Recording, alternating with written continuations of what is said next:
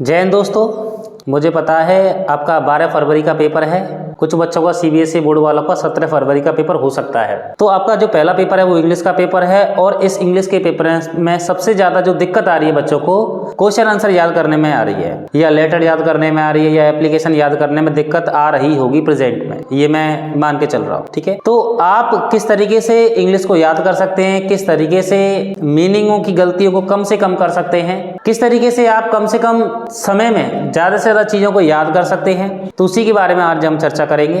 तो मैं आपकी जानकारी के लिए बता दूं, सबसे पहले आपको क्या करना है कि आपके हिसाब से आपके जो टीचर ने जो सबसे ज़्यादा मोस्ट लगाया है, सबसे पहले आपको उस चीज़ पर काम करना है। सबसे पहले आपका जितना भी आपने क्या पढ़ा क्या नहीं पढ़ा सब चीज़ छोड़ें।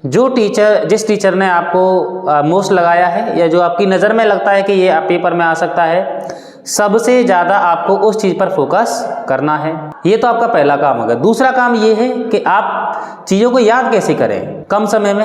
तो क्या करना है, आपको कोई भी चीज़ आपको अगर याद करनी है, कोई भी क्वेश्चंस का आंसर हो सकता है, कोई भी स्टोरी हो सकती है, कोई भी एप्लीकेशन हो सकती है, कुछ भी आपको याद करना है, तो सबसे पहले आपको 3 से 4 बार उस स्टोरी को, एप्लीकेशन को, आंसर को 3 से 4 बार रिपीट करना है। 3 से 4 बार रिपीट करने के बाद अब उसमें हो सकता है कुछ वर्ड्स ऐसे होंगे जो आप पर नहीं आते होंगे, कुछ कठिन शब्द होंगे, तो उन कठिन शब्दों के हिंदी में अर्थ जान लेना है कि इनका हिंदी में अर्थ क्या होगा। ऐसा करने से आपको उस पैराग्राफ का अर्थ मालूम चल जाएगा, स्टोरी का अर्थ मालूम चल जाएगा कि ये स्टोरी हमसे क्या कहना चाह रही है, ये आंसर हमसे क्या कहना चाह रहा है, इसका अर्थ आपको मालूम चल जाएगा। इतना करने के बाद क्या करेंगे, इसके बाद आप लाइन टू लाइन उस आंसर को याद करेंगे।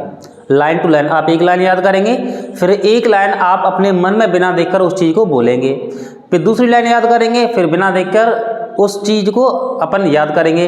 इस तरीके से आप पहले उस आंसर को याद करने के बाद उस आंसर को याद कर लेंगे। इसके बाद आप उस आंसर को लिखेंगे। आप क्या करेंगे, उस आंसर को लिखेंगे।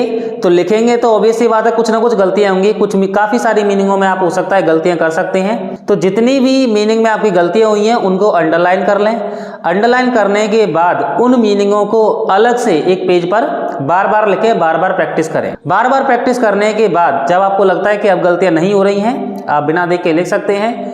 उसके बाद आपको फिर से उसी आंसर को दोबारा से लिखना है। लिखने के बाद फिर आप चेक करें दोबारा से, अगर कोई गलती हुई है तो दोबारा से प्रैक्टिस करें, और नहीं हुई है तो आपको बधाई हो, आपने उस आंसर को याद कर लिया है और लिख के उसकी जो गलतियां हैं उनको भी दूर कर लिया है। ठीक है, तो ये इस तरीके से अगर आप याद करेंगे तो आप कि आंसर में जो गलती होने की जो गुंजाइश है वो कम से कम रहेगी। वो गलती जो है आपके आंसर में नहीं होगी और आपके पूरे में से पूरे नंबर मिलेंगे।